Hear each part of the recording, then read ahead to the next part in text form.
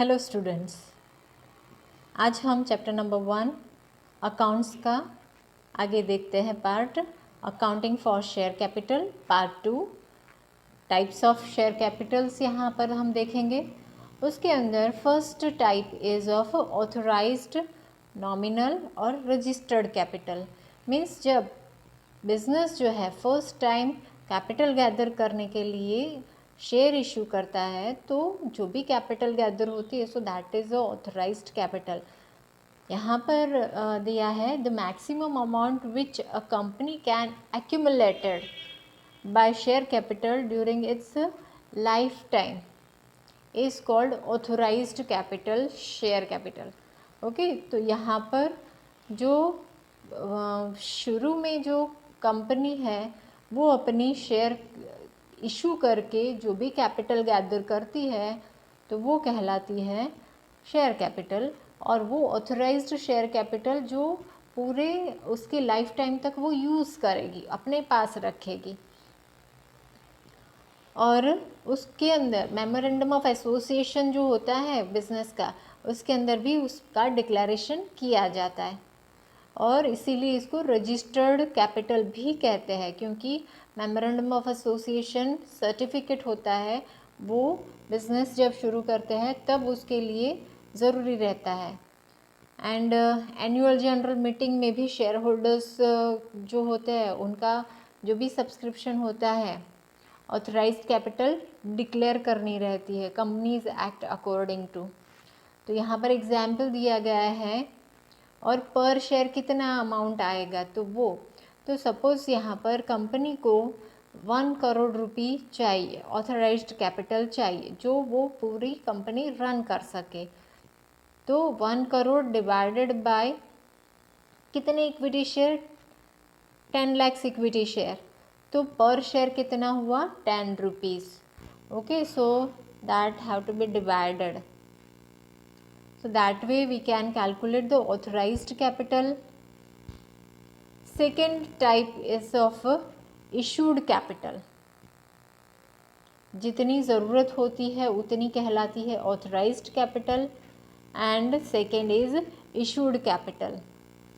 Share capital जो है authorized capital के बेस्ड पर रहती है, फुल्ली या फिर पार्टली मंगवाते हैं। एग्जाम्पल यहाँ पर दिया गया है 7 लाख रुपए की ज़रूरत है, 7 लाख शेयर्स इशू किए हैं, ऑथराइज्ड कैपिटल जो है that have to be 10 lakh shares, तो 70 लाख हो गए। It is known as a issued capital, हमने इशू किया है। And issued capital should not be more than authorised capital, authorised capital से ज़्यादा नहीं हो सकती है, उतनी हो सकती है इक्वल या फिर उससे कम हो सकती है। Third point is subscribed capital, the value of share for which applications are received, जितना हमें मिलता है वो कहलाती है सब्सक्राइब्ड कैपिटल। ओके, फिर से देख लेते हैं। ऑथराइज्ड कैपिटल मीन्स बिजनेस को जितनी ज़रूरत होती है, बिजनेस को जितनी भी ज़रूरत होती है वो कहलाती है authorised capital. Issued capital means जितनी ज़रूरत है उतना पैसा मंगवाते हैं या फिर उससे कम पैसा मंगवाते हैं तो वो कहलाती है इशूड कैपिटल। और third is a subscribed capital, means जब इशू किया, शेयर्स इशू किया और जितने पैसे आए हैं तो वो कहलाती है subscribed capital. Okay, so which are received in the form of share capital is subscribed share capital. Subscribed share capital can be equal और less than issued capital. Okay, तो वो इक्वल हो सकती है या उससे कम भी हो सकती है। Next is a called up capital, means पहले तो इशूड कैपिटल होती है वो फिर कॉल इंस्टॉलमेंट में मंगवाते, पूरी कैपिटल जब नहीं मंगवाते हैं तो उसको छोटे छोटे इंस्टॉलमेंट में मंगवाते हैं, तो that is called the call up capital. And company can call up amount equal to face value of share lesser than from the application.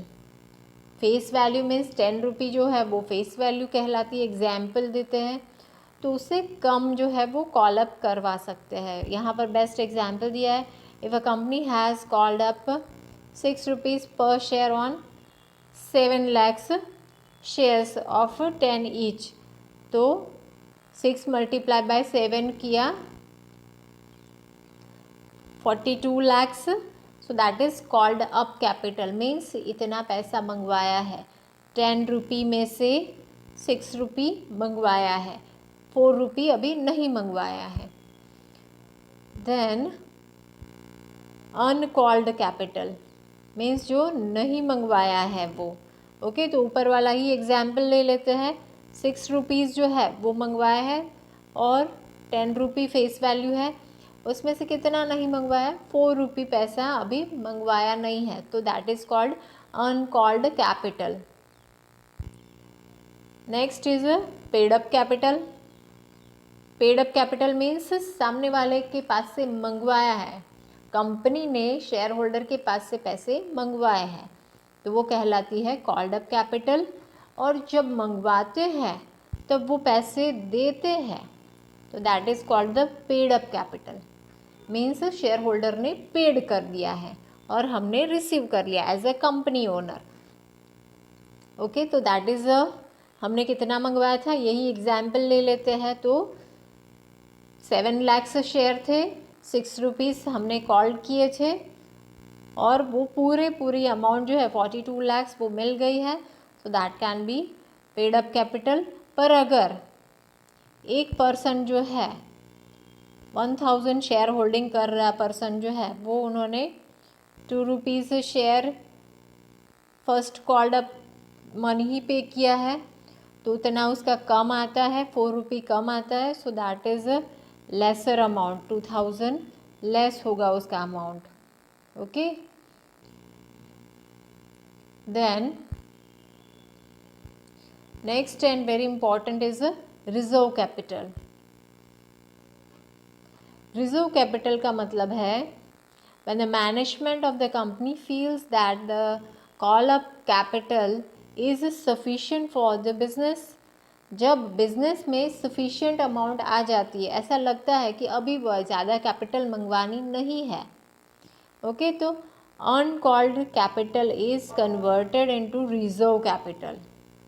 जो पैसे नहीं मंगवाए हैं वो कन्वर्ट कर देते हैं reserve capital by passing special resolution in the meeting.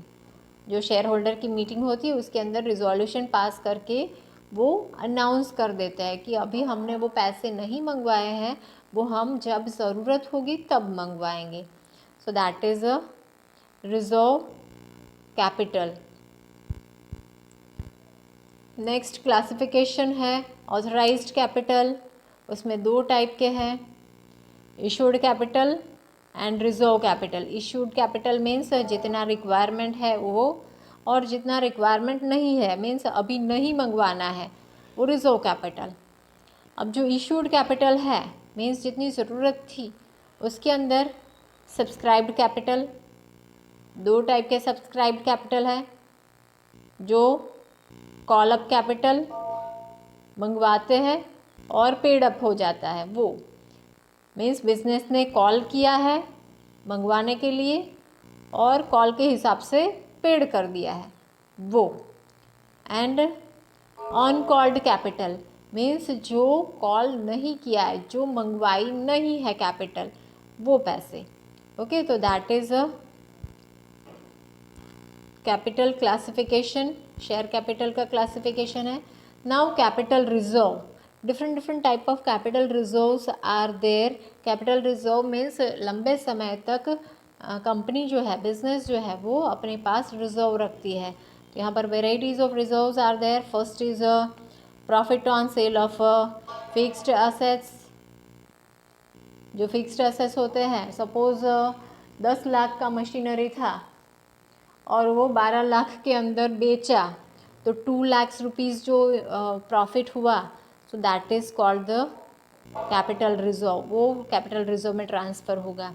Then profit on revaluation of fix asset, revaluation करते हैं, वही मशीन जो था, एक मशीन जो था वो हमारी बुक्स के अंदर वैल्यू थी 8 लैक्स और एक्चुअल में मार्केट में देखने जाते हैं तो वो 10 लैक्स में है, तो दैट प्रॉफिट, ये भी।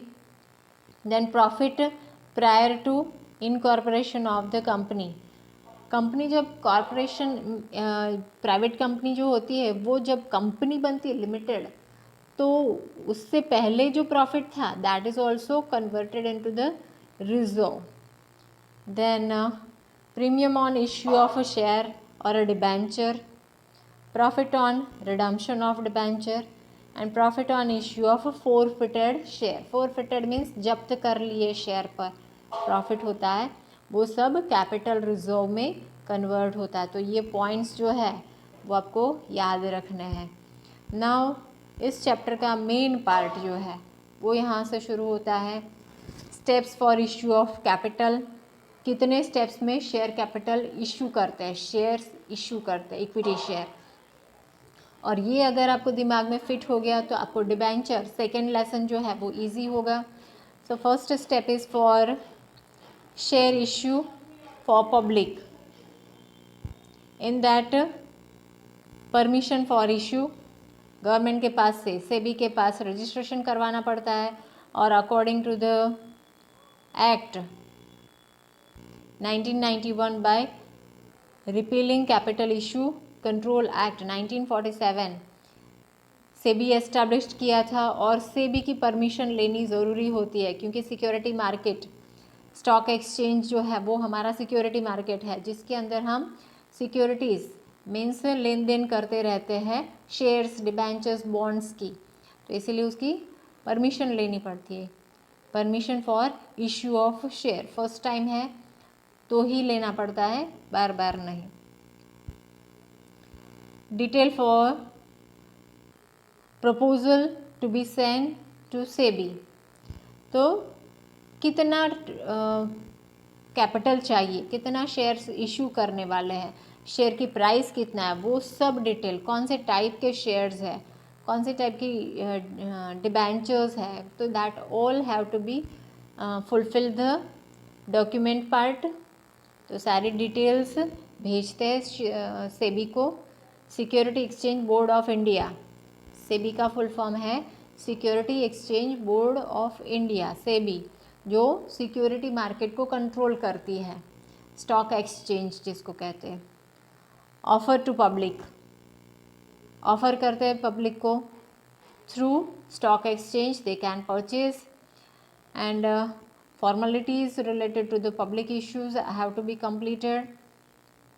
प्रॉस्पेक्टस में बताया गया होता है, प्रॉस्पेक्टस बिजनेस का इंट्रोडक्शन है, कंपनी का इंट्रोडक्शन जब होता है पब्लिक के सामने तो डिफरेंट मीडिया यूज़ करते हैं, newspaper, TV, hoardings, hoardings means बड़े बड़े बैनर्स लगाकर पब्लिक को इंट्रोड्यूस करते हैं कि ये कंपनी है और उसके अंदर इतने शेयर्स इशू किए हैं, तो पब्लिक है वो अट्रैक्ट होके परचेज करेगी।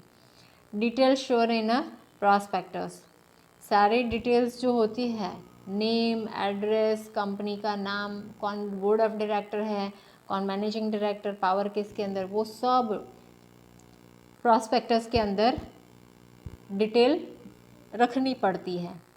Then for share application,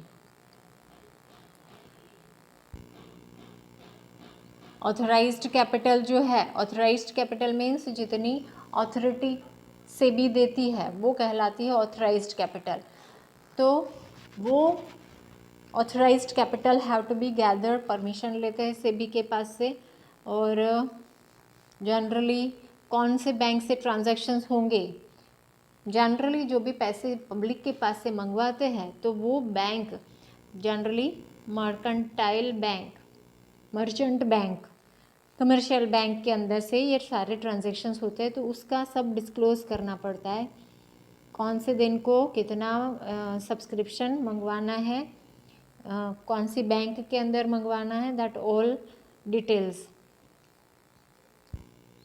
then for share application, share application के अंदर जब प्रॉस्पेक्टस रीड होता है तो कंपनी शेयर्स मंगवाती है और amount of share application cheque के थ्रू या फिर ड्राफ्ट के थ्रू मंगवाते हैं, डिपॉजिट करते हैं बैंक के अंदर, जो बैंक प्रॉस्पेक्टस में दिया गया होता है। और प्रोविजंस यहाँ पर है, provision for amount to be called on application. Application के टाइम पर क्या क्या ध्यान रखना चाहिए। According to the section 39 of companies act 2013, application money share should be minimum 5% for the face value 10 है। सपोज फेस वैल्यू 10 है तो उसका 5% होना ही चाहिए, compulsory. Then as per the present rule of SEBI, the amount to be paid with the application of a share by applicant should not be less than 25 of issue price। 25 से issue price 25 से कम नहीं पे होना चाहिए। Okay, तो that is the rules. ये दो rules जो है वो खास याद रखने हैं, MCQs के अंदर पूछ सकते हैं। Then section 24 of Companies Act, SEBI provisions are applicable for issue of any securities and transfer of provision as per company law. So that have to be keep in mind. And ASBA, to make the standards familiar about this arrangement, a detailed information is given at the end of the chapter. ASBA के बारे में बताते हैं। Then when the shares are allotted, अब ये मंगवाए हैं, applications मंगवाई, एप्लीकेशंस के साथ 5% पैसे मंगवाते हैं। अब जब पैसे आ जाते हैं तब अलॉट करना पड़ता है। बिजनेस जो होता है वो अलॉट करते हैं शेयर को, अपने पास न रखते हुए वो शेयर होल्डर को अलॉट करते हैं, तो उस टाइम पर भी पैसे मंगवाते हैं। And letter of allotment company देती है अथॉरिटीज़ को। Letter of regret that also have to be submitted to the SEBI. Company जब रिसीव करती है less number of share application, जितनी भी एप्लीकेशन आई है उससे जब लेस एप्लीकेशन के टाइम पर होती है, then issue share from the applicant, then provision for this has been discussed in the next point, next chapter means आपके नेक्स्ट चैप्टर के अंदर सेकंड डिबेंचर वाला चैप्टर है उसके अंदर डिस्कस होगा। तो अलॉटमेंट के टाइम पर अभी ये याद रखना है कि अलॉटमेंट के टाइम पर company have to send the letter of allotment and not allotted, उनके लिए company are sent letter of regret cheque के साथ and refund the application money, application की मनी जो है वो वापस देते हैं। देन बैलेंस अमाउंट बाय इंस्टॉलमेंट, और एप्लीकेशन और अलॉटमेंट 2 बार पैसे मंगवाए शेयर होल्डर के पास से, फिर बाकी का पैसा जो है वो इंस्टॉलमेंट में मंगवाते हैं, that is with the instalment.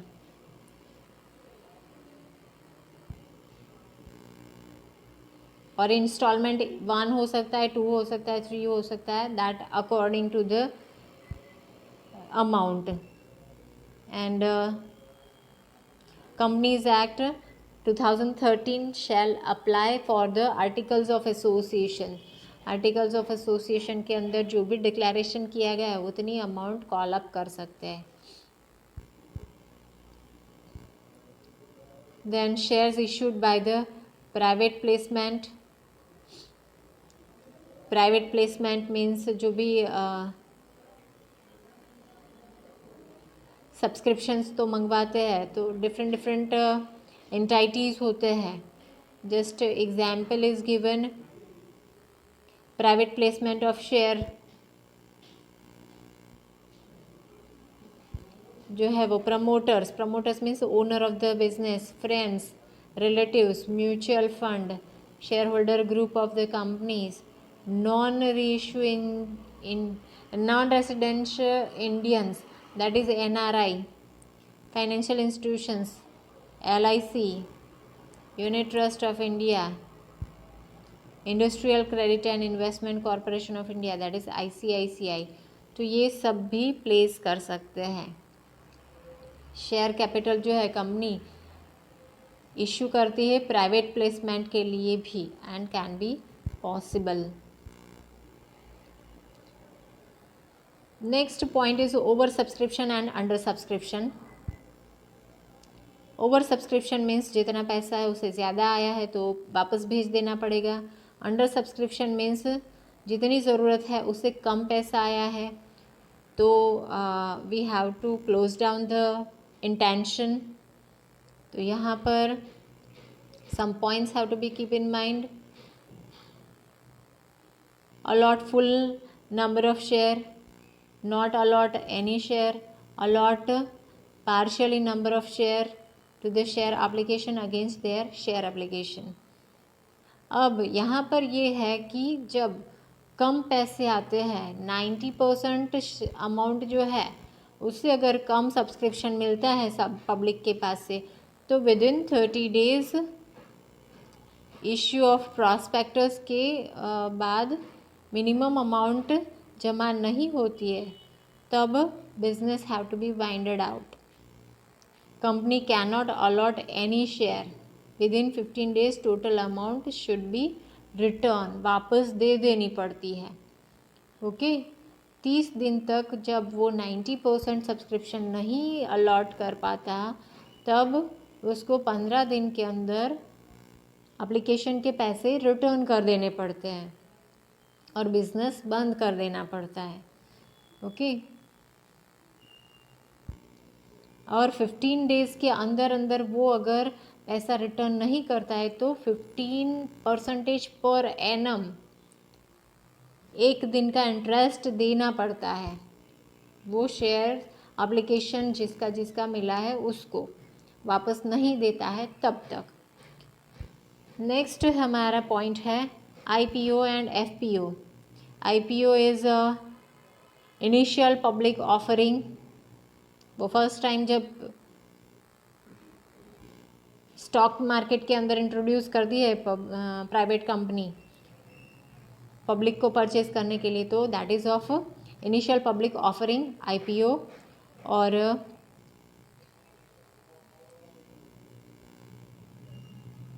FPO का मतलब है follow on public offering, means एक बार ऑलरेडी ऑफ़र कर दिया है और उसके अंदर फंड ज़्यादा रेज़ करना है और ऐड करना है फंड पब्लिक के पास से और शेयर्स इशू करके पैसे मंगवाने हैं तो that have to be included in the follow on public offering FPO। तो वन टाइम अगर फर्स्ट टाइम इंट्रोड्यूस करते हैं हमारे शेयर्स तो IPO और उसी के अंदर ज़्यादा शेयर कैपिटल मंगवाते हैं तो FPO that is a follow on public offering. Methods अब देखते हैं इशू करने की। एट पार का मतलब है कि फेस वैल्यू जितनी है 10 रुपी है तो 10 रुपीज़ पूरे मंगवाते हैं। एट प्रीमियम मीन्स 10 रुपये का शेयर है और 14 रुपीज़ में अगर पब्लिक को ऑफ़र करते हैं तो 4 रुपीज़ एडिशनल हुआ तो वो प्रीमियम हुआ।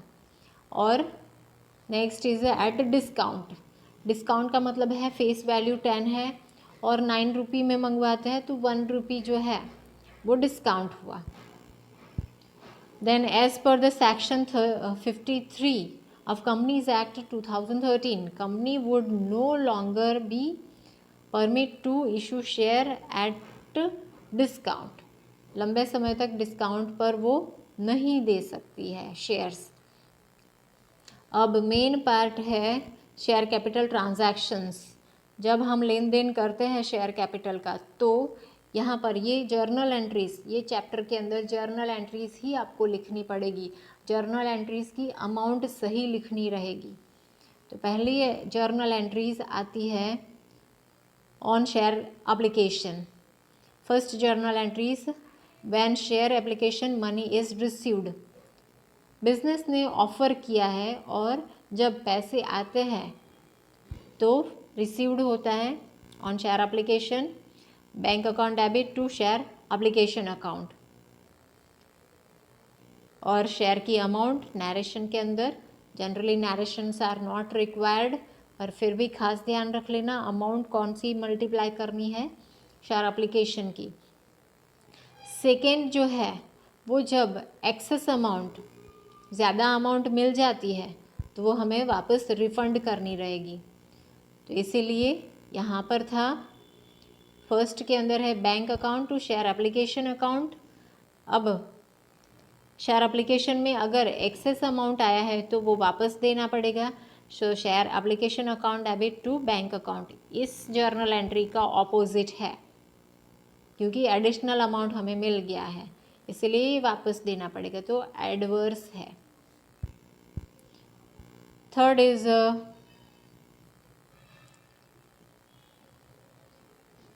Transfer of share capital.